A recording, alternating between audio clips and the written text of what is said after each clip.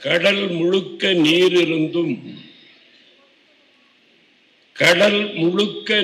இருந்தும் மீனவனின் கால் வயிற்றை கழுவுவதற்கும் போதவில்லை. கடல் முழுக்க நீர் இருந்தும் மீனவனின் கால் வயிற்றை கழுவுவதற்கும் போதவில்லை. தமிழே, உன்னில் 1 கோடி வார்த்தை இருந்தும் உன்னை புகழ ஒரு வார்த்தை உன்னிடத்தில் இல்லை. அல்லாஹ் என நான் அழைக்கும் முன்னர்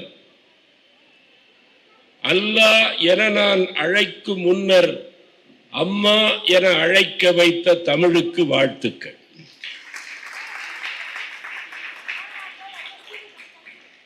இன்னும் எழுதிக் கொண்டிருக்கிறேன், இன்னும் எழுதுவேன்,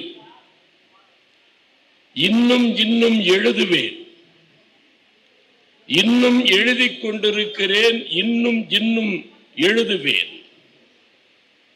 அரிசினத்தால் ஈன்ற தாய் அகற்றிடினும் குழந்தையை தாய்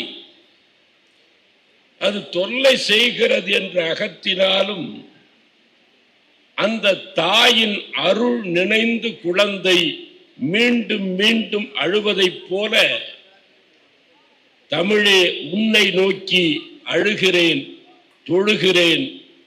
தமிழ் என்று நான் பார்க்கும் இடத்தில் என் தங்கத் தலைவன் கலைஞரை வைத்து பார்க்கிறேன். இன்னும் எழுதிக் கொண்டிருக்கிறேன். ஏனென்றால் என் தலைவன் எனக்கு தந்த, கலைஞர் எனக்கு தந்த அந்த எழுதுகோலால் இன்னும் எழுதிக் கொண்டிருக்கிறேன். எழுதுகோலை பார்த்து நான் கேட்கிறேன்,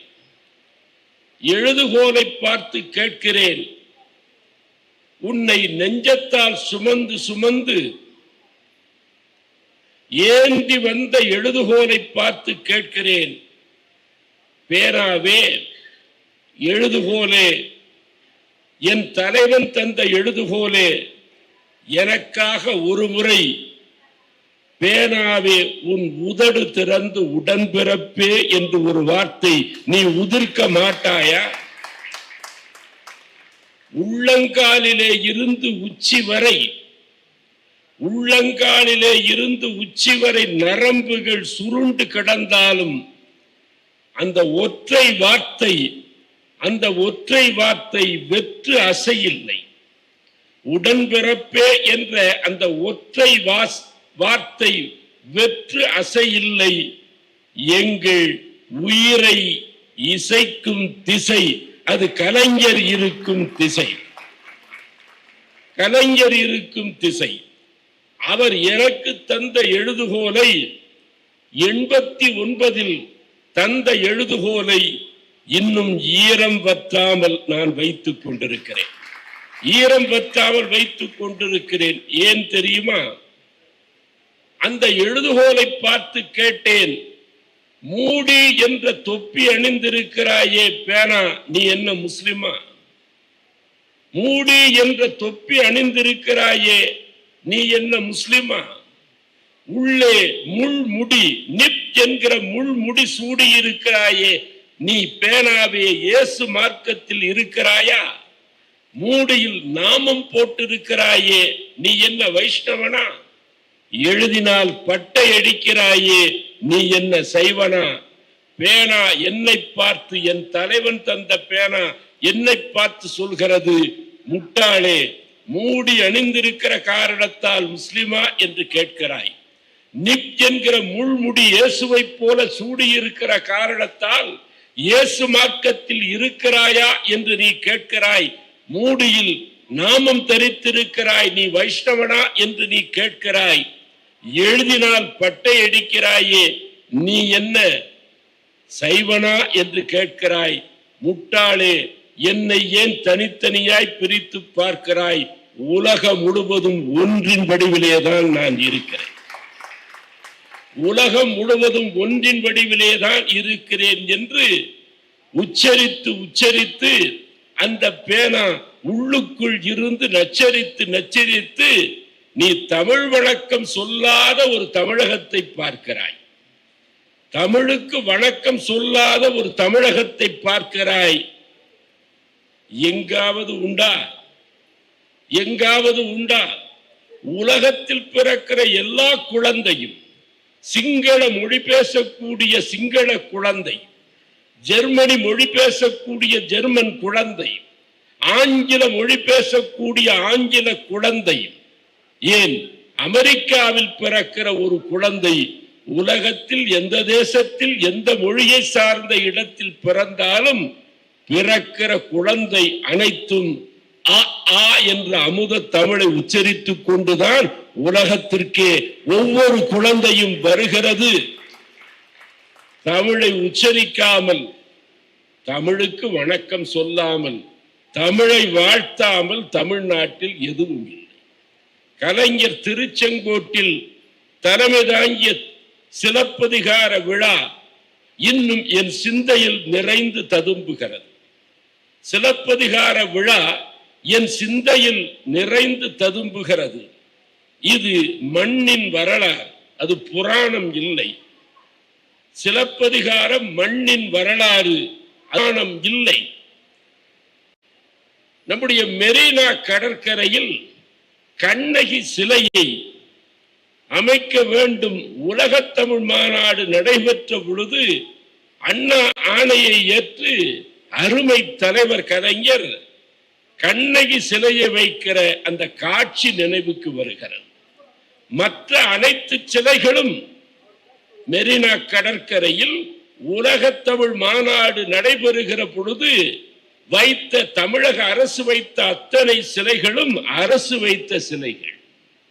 ஆனால் அன்றைக்கு மாணவனாக இருந்த அப்துல் காதர் சொல்கிறேன், கண்ணகி சிலை மட்டும் அன்றைக்கு படித்துக் கொண்டிருந்த தமிழக மாணவர்கள் வைத்த சிலை, மாணவர்கள் வைத்த சிலை. அந்த சிலை வைத்த பொழுது முத்தமிழ் அறிஞர் கலைஞர் கேட்டார், கண்ணகியை தெய்வ வடிவில் பத்தினி கோட்டத்தில் கண்ணகி எந்த சிலை வடிவத்தில் இருக்கிறாளோ, தெய்வ வடிவத்தில் இருக்கிறாளோ அந்த வடிவத்தில் வைப்பதா, அல்லது அயல் நாட்டில் அந்நிய தேசத்தில் அநீதி நிகழ்ந்த மதுரையில் பாண்டி மண்டலத்தில் அவலை பெண்ணாக கணவனை இழந்து கைகளில் சிலம்பை ஏந்தி அரசனுக்கு முன்பு, பாண்டியன் நெடுஞ்செழியனுக்கு முன்பு தெரித்த குரலில் அவள் சொன்ன, தேரா மன்னா, அறிவு ஆராய்ச்சி செய்யாத மன்னனே என்று ஒரு தன்னந்தனி பெண்ணாய் ஒரு தீப்பிழம்பை போல நின்று முழங்கிய,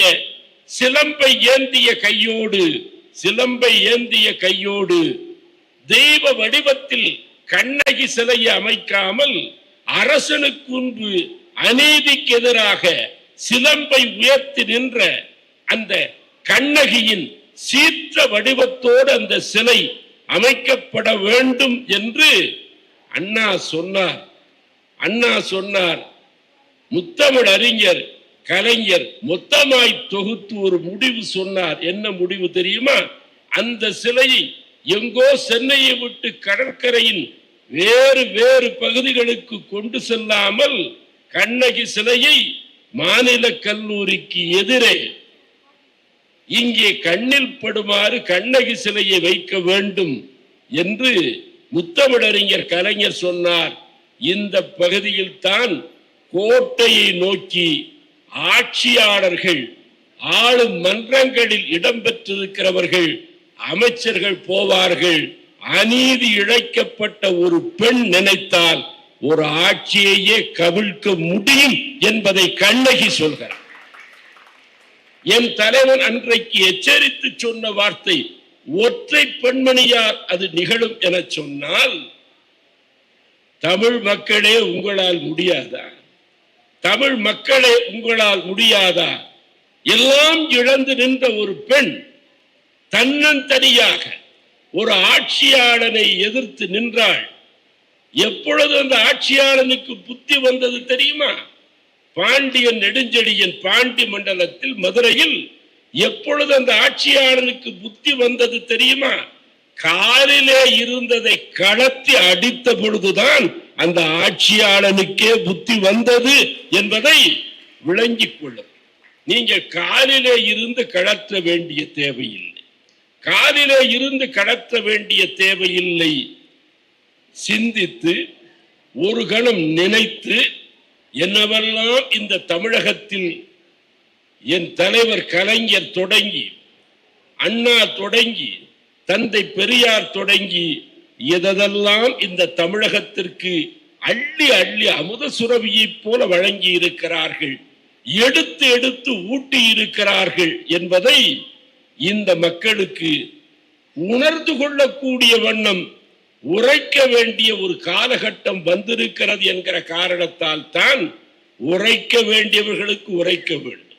ஏதோ சோர்ந்து படுத்து விட்டது என்று திராவிட முன்னேற்ற கழகம் சோர்ந்து படுத்து விட்டது என்று சொல்கிறார்கள். கிழக்கே செல்லுங்கள், கடற்கரையை பாருங்கள். கிழக்கு மாவட்டத்தின் சார்பில் ஒவ்வொரு நாளும் சூரியனோடு அந்த தலைவனுக்கு நிகழும். பொதுவா நாட்டில் இருக்கிறவன் எல்லாம் சூரிய நமஸ்காரம் பண்ணுவான். அந்த சூரியனே வணங்கும் ஒரே ஒப்பற்ற தலைவர் கலைஞர். ஒப்பற்ற தலைவர் கலைஞர். ஏன் தெரியுமா? நான் சொல்வதை கவனிக்க வேண்டும். காவிரி தொடங்கி என் பக்கத்துல கங்கை உட்கார்ந்து இருக்கிறது. காவிரியில் தொடங்கிய ஒரு கலை காவிரி எங்க? திருவாரூர் திருக்குவளையில் காவிரியில் தொடங்கிய ஒரு கலை காவேரி தமிழகமெங்கும் ஓடி கடைசியாக காவேரி மருத்துவமனையில்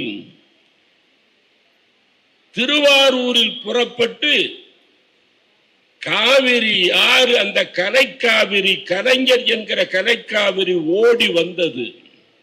தமிழக மக்களின் தரையெல்லாம் ஈரப்படுத்தி இந்த மக்கள் உண்டு வாழ்வதற்காக தன்னையே பிழிந்து ஊட்டியது.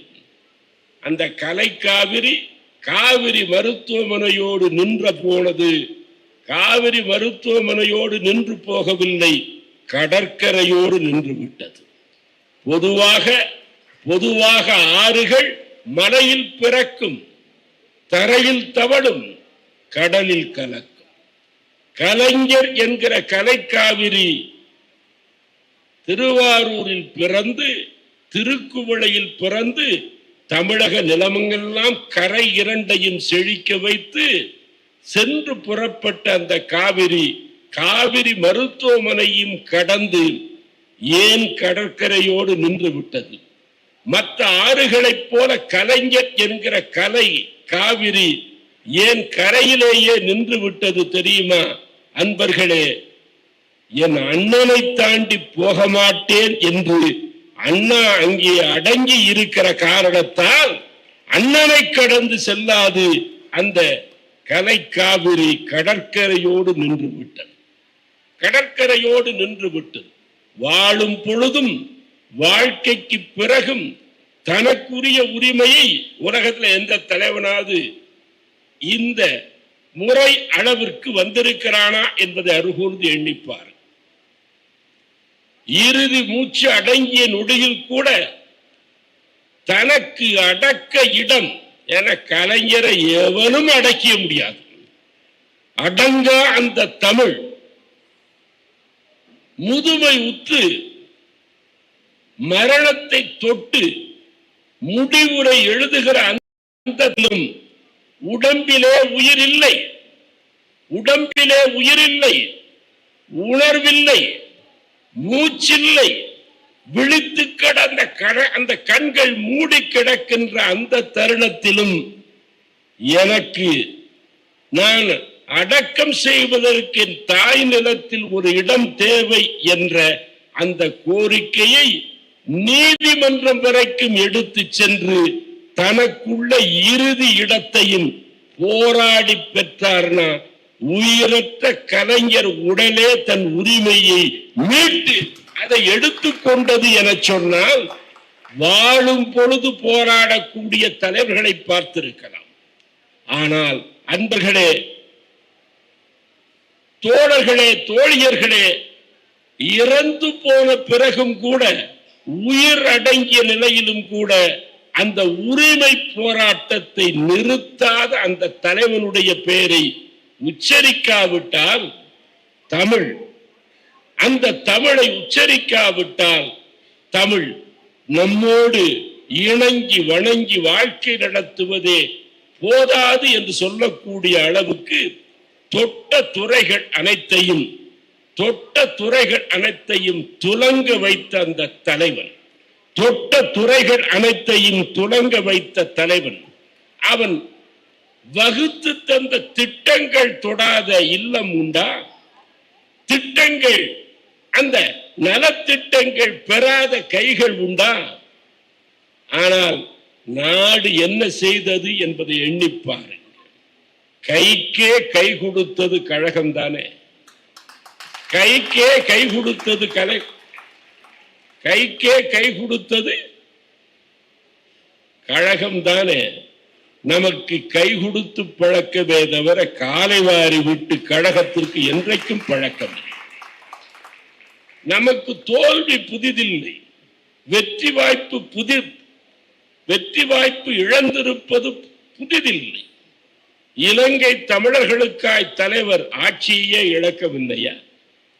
நெருக்கடி நிலையை எதிர்த்தார் என்ற காரணத்தினாலேயே ஆட்சி கலைக்கப்படவில்லையா? அன்று இந்திரா காந்தி அம்மையாரை பார்த்து தலைவர் கேட்டார், நீங்க இந்த இடம் கவனிக்கணும், நெருக்கடி நிலையை கொண்டு வந்து இந்த நாட்டின் விடுதலைக்கு பாடுபட்ட எல்லா தலைவர்களையும் அங்கே சிறையிலே அடைத்து இந்திய நாடு முழுக்க ஒரு சிறை, ஒரு நாடே சிறையாகி போய் நாட்டு தலைவர்கள் எல்லாம் சிறையிலே அடைக்கப்பட்ட பொழுது தப்பித்து வந்து அடைக்கலம் கொடுத்தவர் அருந்தமிழ் கலைஞர். தமிழ்நாடுதான் அவர்களை சிறைப்படுத்தாமல் குறைப்படுத்தாமல் அவர்களை பாதுகாத்து தந்தது. அப்பொழுது நெருக்கடி நிலையை கொண்டு வந்து இந்த நாட்டிலே மிகப்பெரிய வேதனையை, அல்லலை, இயக்கங்களை ஒடுக்கி சுதந்திர உரிமைகளை பறித்து முடக்கி போட்ட பொழுது தலைவர் கலைஞர் என்ன நளினமாக கேட்டார்னா, அம்மாவே வந்து அடிக்கடி கலைத்தால் மக்களாட்சி எப்படி மலரும் என்று கேட்டார். அம்மாவே கலைச்சிட்டான்னா, அம்மாவே வந்து அடிக்கடி கலைத்தால் மக்களாட்சி எப்படி மலரும்னா, தன் ஆட்சியை கலைத்த இந்திராவிற்கே முடிசூடி பார்த்த ஒரே கலைஞர் அவர்தான் வரலாற்றில் வாழக்கூடியவர்கள். வரலாறு பிறப்பை பதிவு செய்யும், வரலாறு இறப்பை பதிவு செய்யும். ஆனால் என்றைக்கும் அந்த வரலாற்றை பதிவு செய்கிற வரலாறு தான் முத்தமிழறிஞர் கலைஞர். இல்லையா? எந்த பாதகம் யார் ஏற்படுத்தினாலும் கூட நீங்கள் எண்ணி பாருங்கள். ஒரு சின்ன விளக்கை ஏற்றுகிற பொழுது திரி இருக்கிறது, திரியிலே வத்தி குத்தி வைத்து கொளுத்துகிறோம் என்று வைத்துக் கொள்ளுங்கள். திரி என்ன செய்கிறது தெரியுமா? ஒரு விளக்கை கொளுத்துகிற பொழுது தாய்மார்கள் இருக்கிறார்கள். ஒரு விளக்கை கொளுத்துகிற பொழுது திரி இருக்கிறது விளக்கில், வத்தி குச்சியை உரசி கொளுத்துகிற பொழுது திரி என்ன செய்கிறது தெரியுமா? தன் தலைக்கு கொள்ளி வைத்தவனுக்கே முதல் வணக்கம் செய்கிறது. தன் தலைக்கு எவன் கொள்ளி வைத்தானோ அவனுக்கே முதல் வணக்கம் செய்கிறது. நேருவின் மகளே வருக, நிலையான ஆட்சி தருக. இல்லையா? நான் எண்ணி பார்க்கிறேன், அவர்கள் வீட்டு மளிகை லிஸ்டில் உப்பு மட்டும் இருப்பதற்கு வாய்ப்பே இல்லை. திரும்ப சொல்கிறேன், கையை விட்டு காலை வாரி போனவர்கள் அவர்கள் வீட்டு மளிகை லிஸ்டில் உப்பு மட்டும் கட்டாயம் இருப்பதற்கு வாய்ப்பே இல்லை. செங்கோட்டையில் ஒரு சிம்மாசனத்தை தந்த தலைவர் அவர்களுக்காக தன் ஆட்சியை இழந்தார். கரையேறாத கன்னி தீவு, நீங்கள் எண்ணி பாருங்கள். பாரடர்ந்த இந்த பூமியில் கண்ணீர் துளி வடிவில் கடல் நடுவே நிலம் மிதக்கும். இலங்கையை பாருங்கள். கண்ணீர் துளி வடிவில் கடல் நடுவே நிலம் மிதக்கும். என்ன இதன் பேரென்றால் இலங்கை என சொல்லுகின்றார். பார் அழுத கண்ணீர் பனிக்கடலாய் விரிந்திருக்க யார் அழுத கண்ணீர் இது கடல் நடுவே நிலம் மிதக்கும் என்று அந்த மக்களுக்காக குரலும் உரமும் கொடுத்த தலைவர் 2 முறை ஆட்சியை இழந்தார். 2 முறை ஆட்சியை இழந்தார். எப்படி கொளுத்திய திரி அந்த குச்சிக்கு வணக்கம் போட்டு கும்பிட்டு நிற்கிறதோ, பகைவனுக்கும் நன்மை செய்தவன் தான் திராவிட முன்னேற்ற கழகத்தினுடைய அன்பன் என்பதை எண்ணி பார்க்கிறோம். இன்றைக்கு விட்டு விலகி ஓடி போயிருக்கலாம், விட்டு விலகி நிற்கலாம், விலகி நின்று வேடிக்கை பார்க்கலாம். மீண்டும் ஒரு நாள் வரும்.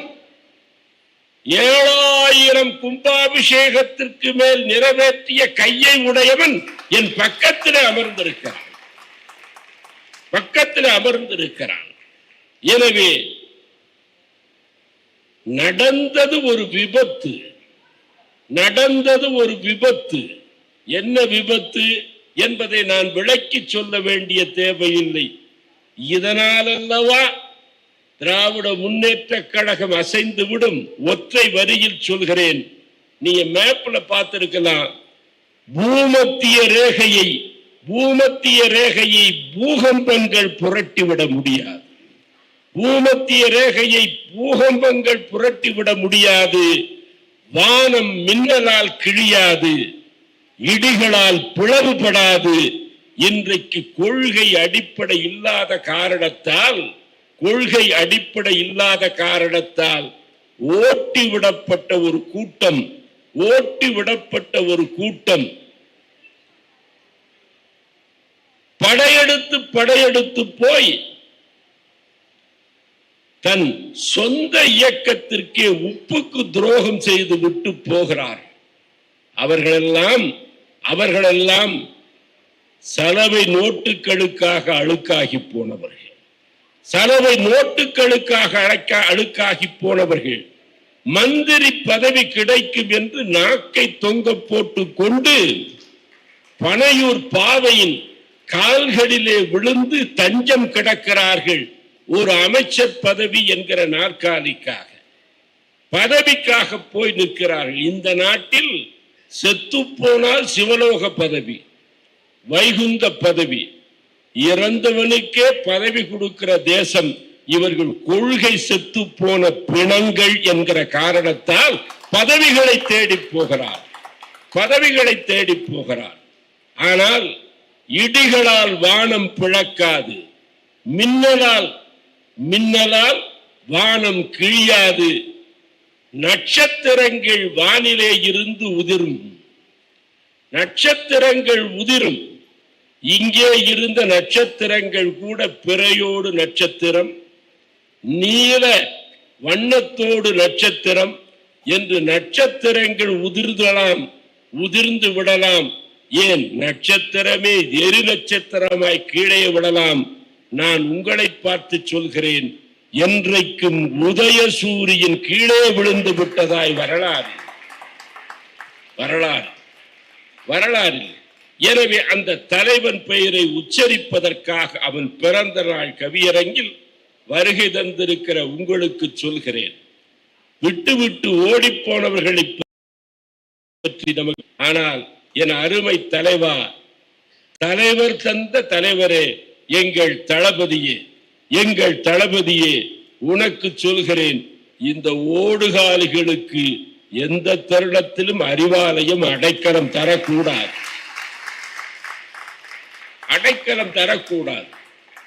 சொந்த கட்சியே உதடு மூடி இந்த நாட்டின் பிரதமராக வருவதற்கு தேர்ந்தெடுக்கப்படாத ஒரு மனிதனை தேசத்தில் முதலாய் இதழ் திறந்து நீதான் பிரதமர் வேட்பாளர் என்று அறிவித்த பண்பாட்டு தலைவன் வாழ்கிற பூமி இந்த பூமி. கொஞ்சமாவது இருக்கிறதா? ஏதாவது ஒட்டி கொண்டிருக்கிறதா? இல்லை. இவர்கள் நாற்காலிகளுக்காக நாற்காலியாகவே ஆடிப்போனார்கள். நாற்காலிகளுக்காக நாற்காலியாகவே ஆடிப்போனார்கள். நான் சொல்லுகிறேன் தம்பி, கோபித்துக் கொள்ளக்கூடாது. என்றைக்கும் வடக்கு இடக்கு தான் செய்யும். வடக்கு தெற்குக்கு இடக்கு தான் செய்யும். எனவே மீட்டெடுக்க வேண்டிய பொறுப்பு மீட்சி என்பது. அண்மையில் போன 5ஆம் தேதி தளபதி அவர்களை பார்த்து நான் சொன்னேன், எல்லா இஸ்லாமிய பெருமக்கள் எல்லாம் என்னுடன் வந்திருந்தார்கள். சொன்னேன், மு.க. ஸ்டாலின் நீ முதல்வர் ஆகும் நாள் முஸ்லிம்களுக்கு 3ஆம் பெருநாள், தமிழினம் அனைத்திற்கும் தமிழர் திருநாள் என்று சொன்னேன். இன்றைக்கு உரத்தோடு எதையும் எதிர்கொள்ளக்கூடிய அந்த ஆற்றல் திராவிட முன்னேற்ற கழகத்தின் மரபணுவில் இருக்கிறது. எனவே அத்த குலத்து அருநீர் பறவை போல அங்கே இருக்கிற தண்ணீரை குடித்து ஈரத்திலே வாழ்ந்த அந்த பறவைகள் எல்லாம் விட்டு விலகி சென்றிருக்கலாம். ஆனால் இது சிதையாத கூடு.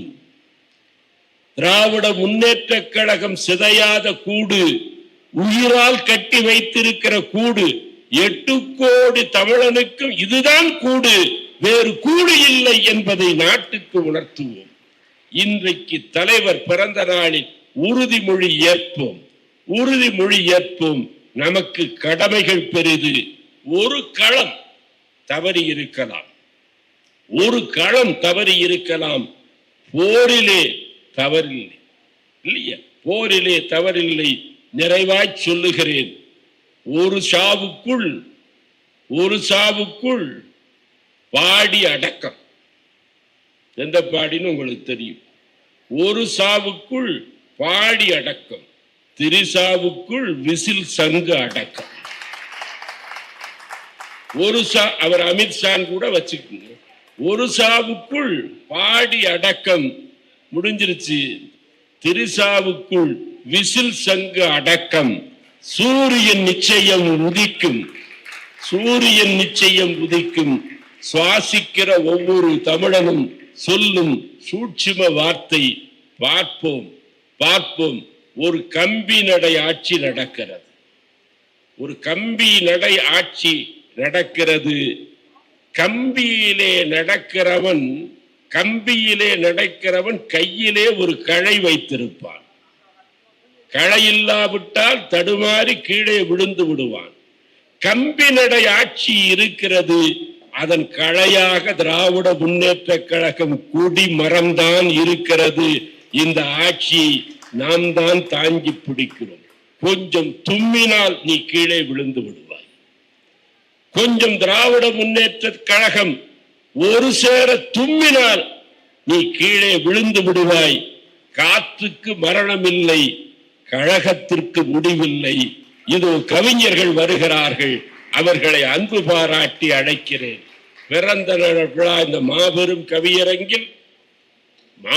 கவியரங்கில் ரொம்ப நட்புணர்வோடு அருமை பிள்ளை சினேகா வருகிறார். அவரை உங்கள் சார்பில் நான் வரவேற்று வண்ண கவிதை வழங்குவதற்கு வருகிறேன்.